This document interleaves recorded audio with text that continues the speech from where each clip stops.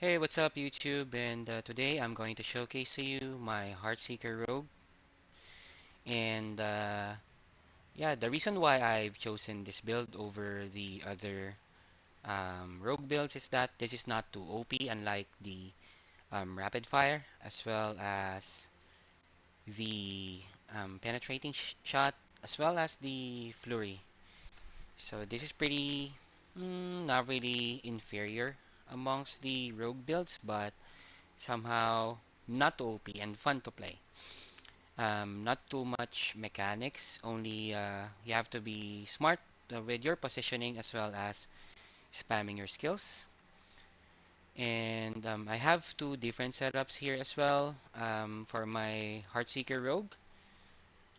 So one is a Shako and one is an Andariel's Visage. So they have different play styles, but I'm gonna show you later on. And I also have the builds in the planner, and I'm going to show you how to play the different helms, as well as the difference in the setups and the Paragon board, the aspects, as well as the play style, because yeah, later on I'll just explain. So I'm gonna show you my gears, not to flex, more on to help you decide which tempering and master working should you go for. So first off would be my Shako. So this is a double GA Shako with triple master working and cooldown reduction and armor, undying armor. Undying because if you have a Shako, it doesn't have a life steal, unlike the Andariel's Visage. Plus, I play a more range style, so um, this is my aspect of choice for my armor. For my gloves, it's 2 GA, frostbitten, um, attack speed, critical chance, and lucky hit chance. Um, the most important stats in this build would be attack speed, lucky hit chance, and vulnerable damage. So you wanted to get as much as you can in those stats. But yeah, for the rings and the gloves, you need to have the lucky hit for the procs of your victimize. So you keep on making the enemies explode. Alright, so tempered it with vulnerable damage and lucky chance to make them freeze. Alright, so for my pants, it's Umbrus. So I can keep my Dark Shroud up for mobility and damage reduction. So for the masterworking, double on Heartseeker and resistance to all elements. I can choose triple Heartseeker, but I haven't reached the cap yet with my resistances, so I have to um, masterwork my resistance to all elements at least once. Alright, next up would be my tempering here is the smoke grenade duration and dodge chance.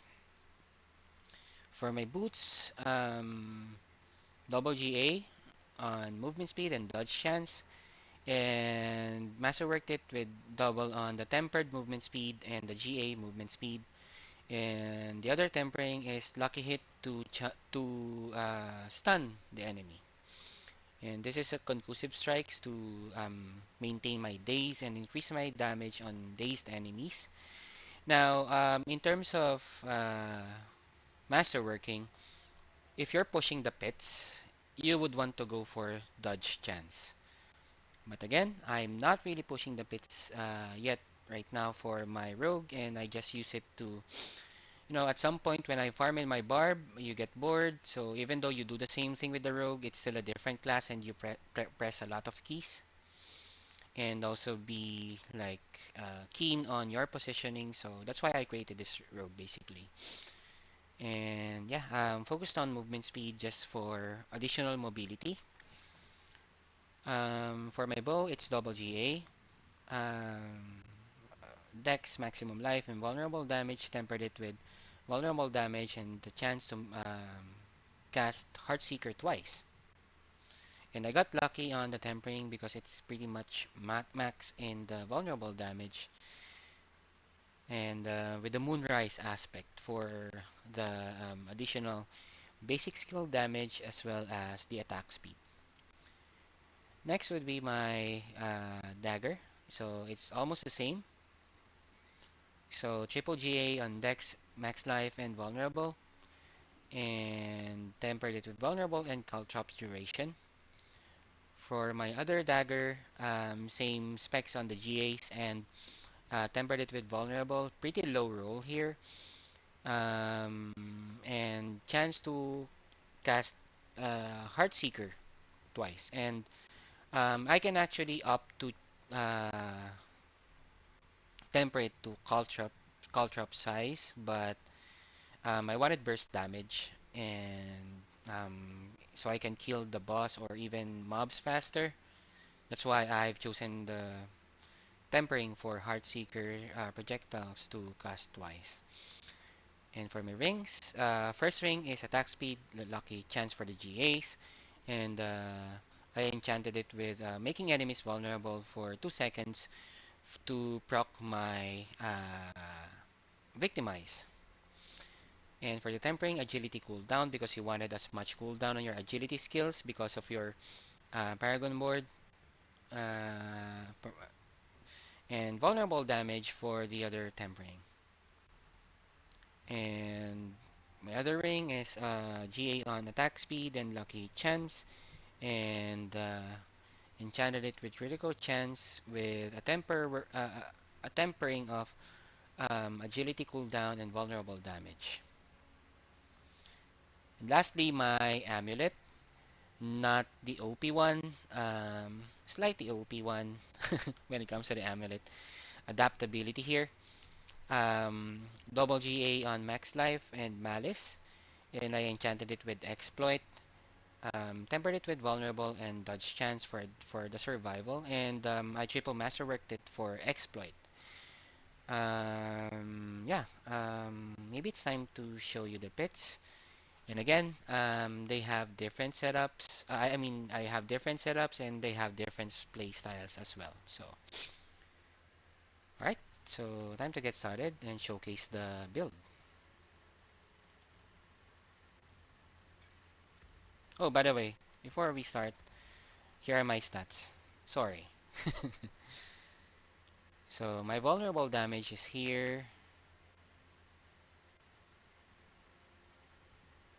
and then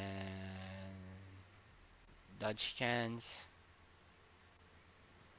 and my lucky hits. And let's go over the skills real quick before we go to the pits. So, Heartseeker, Enhanced Heartseeker, and Primary Heartseeker. Then for passives, 30 for that additional damage reduction for close enemies, as well as getting like a life steal when you're close to them. This is an emergency bar. I mean, emergency passive that sometimes utilize whenever you have a low HP and you're close to them. This is also good when you're pit pushing, and Shadow Step for that additional mobility and also proccing your Paragon board as well as some of your skills. And Rugged, reduction for poisons, maybe fire. Then Weapon Mastery passive, increased damage to vulnerable enemies. Caltrops, Enhanced Caltrops, and Discipline Caltrops. We had it here, so we have additional critical strike chance to enemies that are knocked down because of this passive. So whenever you critically strike this enemy, they are knocked down for a few seconds, but since that you keep on shooting the Heartseeker plus the additional projectiles, they're almost always knocked down. Shadow Step for the mobility. Ranks here in Dark Shroud for the movement speed as well as for the damage reduction. Enhanced Dark Shroud and Subverting Dark Shroud. Smoke Grenade. Enhanced Smoke Grenade and Countering Smoke Grenade. Ranks here in Exploit as well as in Malice. max ranks here in Frigid Finesse. For the amulet, I would have had the maximum life on Frigid Finesse, but right now I don't have it. But if I get it, I'll definitely um, equip that one. So Frigid Finesse, because of your lucky hit to freeze the enemies, this allows you to boost the damage to them and burst them up. This one, Adrenaline Rush, well, you just need to put one here, so you put three more on haste, because since that you're not using any energy spenders like your core skills, you don't really decrease your energy. So basically, this adds up to my mobility.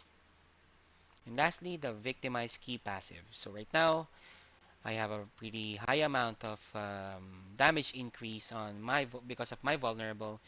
So current damage increase is 1,896%. So that's why you also wanted to get as much lucky hit as you can, so you can keep on keeping your enemies vulnerable to also keep that explosion up to the enemies. Okay, so for the Paragon board, and by the way, credits to Mipi, who actually inspired this board. Didn't really fully optimize it. I basically follow his, although it's only optimized whenever I change it to Andariel's Visage. But this is a very flexible board where you can just change your glyph. And later on with an Andariel's Visage, I would equip this one and some changes in the aspects in the skills. Alright, and again, it will be in the planner. So on the first board is Control. Second board is Exploit Weakness with the Devious glyph. And you wanted to get the rear nodes here.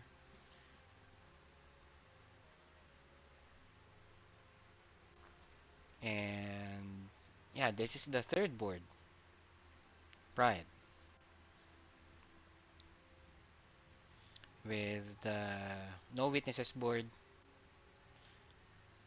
Next would be the Cheap Shot board with the Ambush glyph.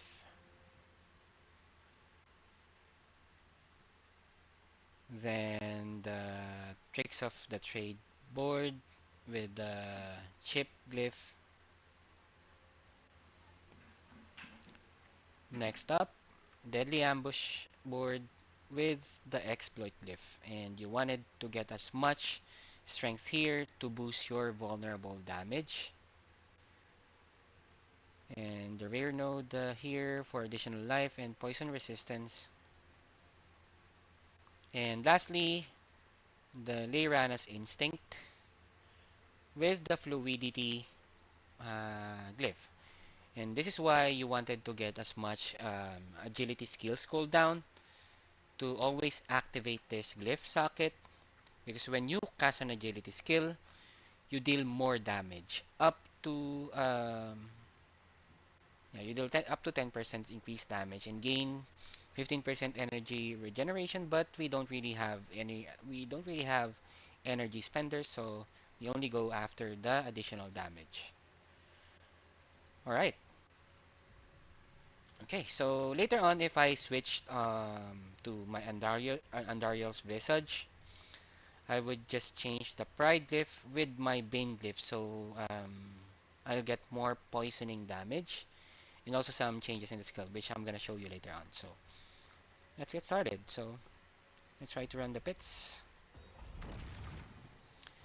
Now, the difference in the playstyles on my setups is that when you're using Shako, you wanted to lure as much mobs as you can until you get an elite before you kill them.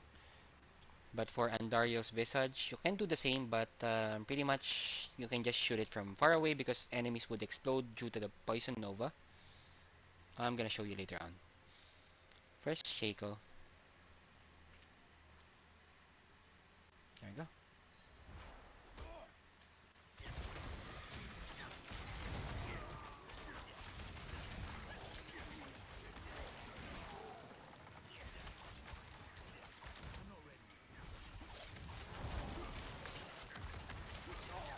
why I like playing Rogue because this is very mobile.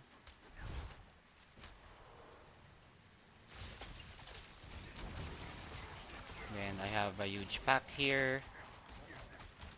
I kill them. I kill everything first before I move to the next pack. Kill the DR guys first.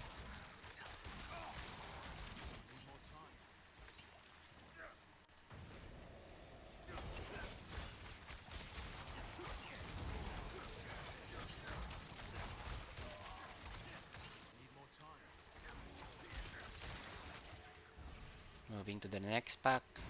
Oh, next stage.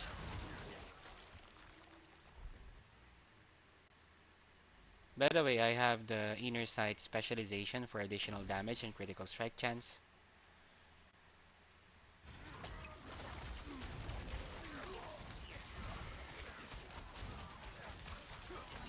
Not a huge pack, but it's gone.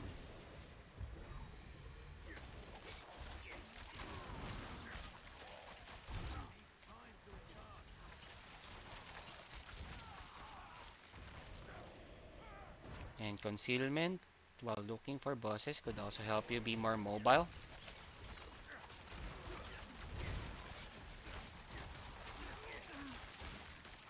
They just explode.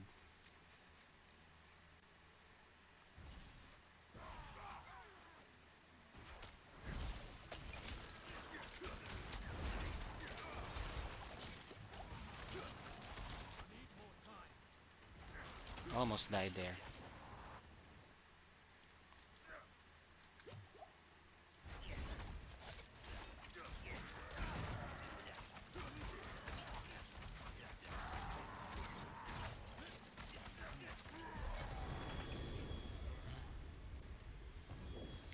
So on an average, unlike the barb, it's much faster because for Heartseeker, on an average, you should, I mean, your goal is to clear the dungeon to consider it fast under 3 or under 2 minutes. Uh, yeah, if you're doing it under 3 minutes, it's good, but it's much faster if it's below 2 minutes. So, yeah, it's hard to compare, and it's really hard to compete against the Whirlwind Barb because the Whirlwind Barb is the fastest 101 pit farmer. Alright, so now time to show you the Andariel's Visage.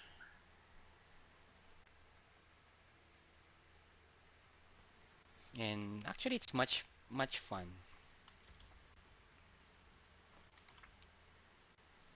So we're gonna change our aspects first. So I'm gonna put Frostbitten here.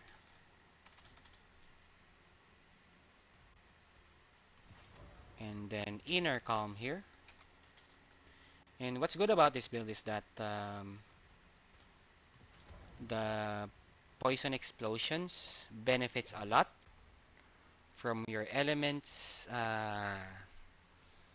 aspect, because as you see here, there's a physical damage from your Heartseeker as well as poison damage. Some you can actually play this with Doombringer for those explosions. It's fun. I tried it before, but yeah, I wanted the burst from the Heartseeker, especially when you're killing the bosses. But Doombringer is good for clearing um, mobs. Alright, so I have changed my aspects already. Now change the board. So you go to your No Witnesses board, replace your Pride board with Bane. I mean, replace your Pride glyph with Bane glyph. So it gives you poison damage. So we've already done 2. So now we'll be changing some skills as well. So since that Andariel's Visage has a lifesteal, I can remove this one and then put it here. You can actually consider to taking some ranks of maybe this one. No, I wouldn't remove that one. Maybe some ranks from your Dark Shroud and put it here for the additional damage reduction. So yeah, we're not gonna do that now, but yeah, it's only pit 101, so yeah. So under your skill, you need to equip your Dark Shroud. So you'll just pop it when you can. Just checking your gears. Okay, intercom. Okay, we're good to go.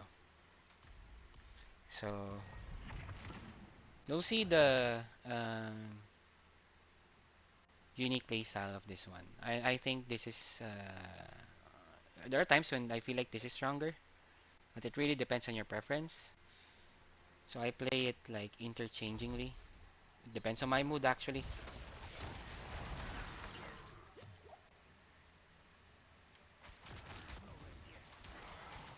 They just die. You don't even have to go near the enemy, so you see, they're just dying out there. See?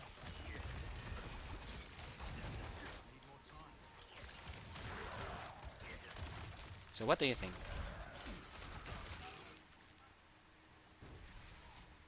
Pretty decent, huh? They just die there.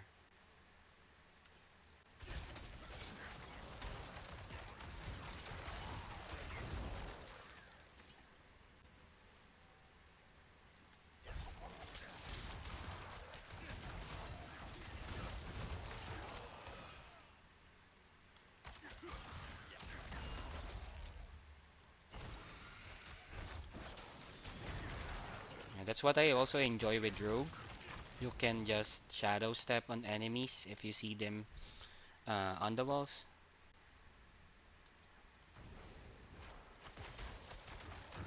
They just die.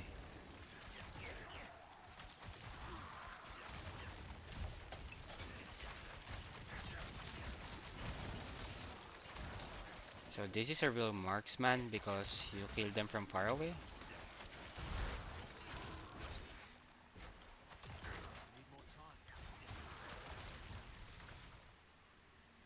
You have lesser cooldowns actually because you don't have the Shako.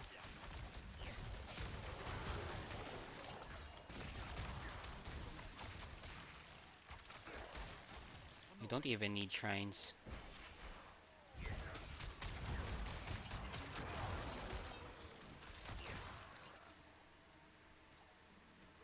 And I don't like this map actually. There's very few elites. I think they need to fix this one. You need to make it more compressed. And this is where its disadvantage is killing the boss.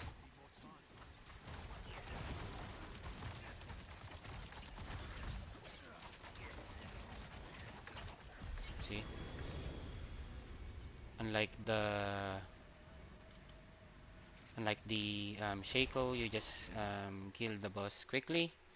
And another good thing about this build is this is also good in Hell Tides compared to the Shako one because you know there's a lot of density of monsters and the explosions from your Poison Nova helps you um, clear a lot of mobs, and we don't have any Hell Tides right now, so I guess it's time for me to showcase to you how we kill the bosses. I do have here Exquisite Blood. Let's try to kill Lord Zir. So I'm gonna return to Shako, to my Shako setup.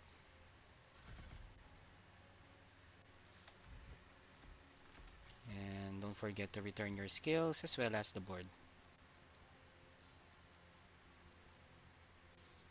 Put Pride back. There we go. Then we kill Lord Zir. I hope this video can help you out. So if you feel like you're learning from this video and having a better understanding about the class, please consider liking this video as well as subscribing. Thank you so much. And I hope this video actually makes sense. What do you think about the two builds so far? Do you think Andariel's is better than Shako? For me, it's situational depending on what you wanted to do. For me, if I wanted to clear the mobs faster in pits, I would go for Andariel's Visage. But um, for bossing, this is Shako is actually better.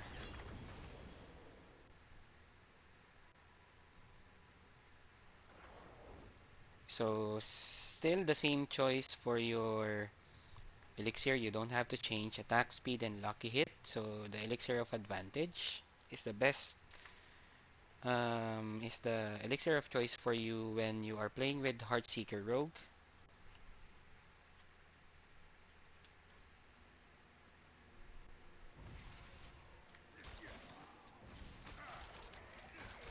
Why am I killing these guys? I got used to being Barb when I have to generate Fury, but I don't even have to generate anything here.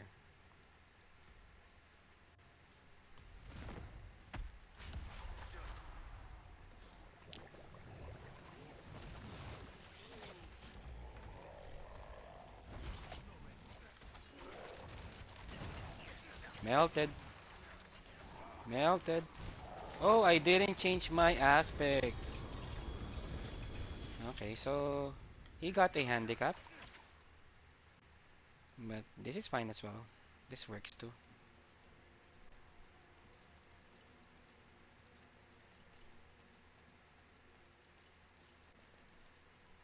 You see, it's fairly fast.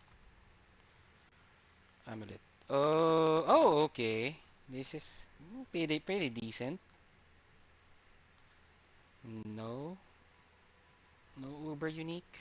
No, we don't have. All right. So basically, that's it for my build. And I hope you enjoy this video. Again, if you learned something from this video, or if somehow I was able to help you out, please consider leaving it a like and subscribing to my channel. I do intend to create more contents in the future, especially in Season 5.